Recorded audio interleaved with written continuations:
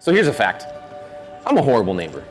All right, well, maybe not horrible, but do you know those people whose yards just look out of control? It looks like they never take care of them. Yeah, that's me.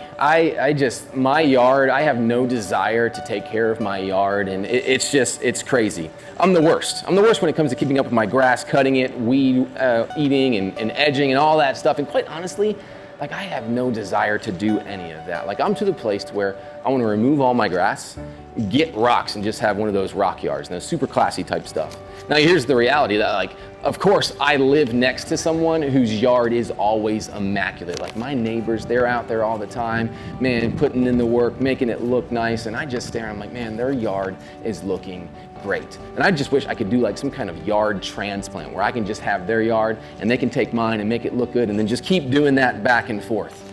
Now, the crazy thing about my grass, or really I should say my weeds, is it doesn't require my attention to grow. It's going to grow without me helping it. It's going to grow and it's going to get out of control and it's going to not look good or be covered with weeds.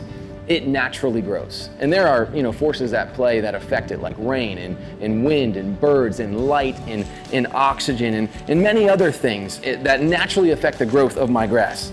And it's my job to take care of it, to make it look its very best, to give it the necessary tools required to make it the best yard that it can be.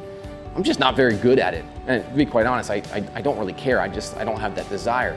However, I do have a desire, man, and a passion to help people grow to become the best that they can be, to reach their best potential in Jesus Christ. At Kairos Church, we fully understand that there are many communities all around the world that need to experience the love of Christ. And because of that, we will be diligent in raising up new leaders to go out and to plant new churches. And that is one of our values at Kairos Church, that we want to plant the future. Now, this value is twofold. First, we will shape the future by teaching our children the importance of becoming a Christ follower. Two, we will raise up new leaders to plant churches in surrounding communities, states, and countries. Like I said, this value is twofold. So first, let's talk about raising up our kids. Proverbs 22:6 says this: "Train up a child in the way he should go, even when he is old, he will not depart from it."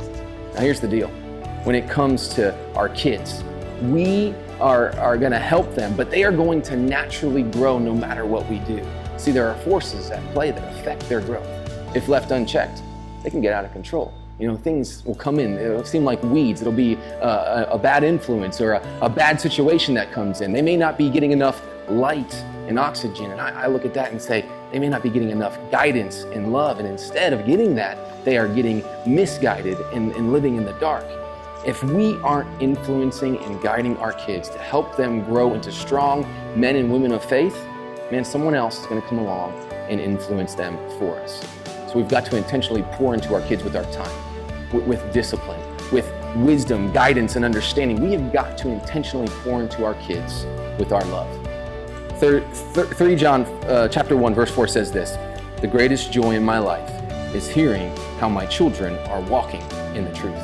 As parents, it's up to us to make that true in the lives of our kids. Hey guys, you just heard part 1 of our value, Plant the Future. Be sure to tune in next week for part 2 as we talk about raising up new leaders within the church.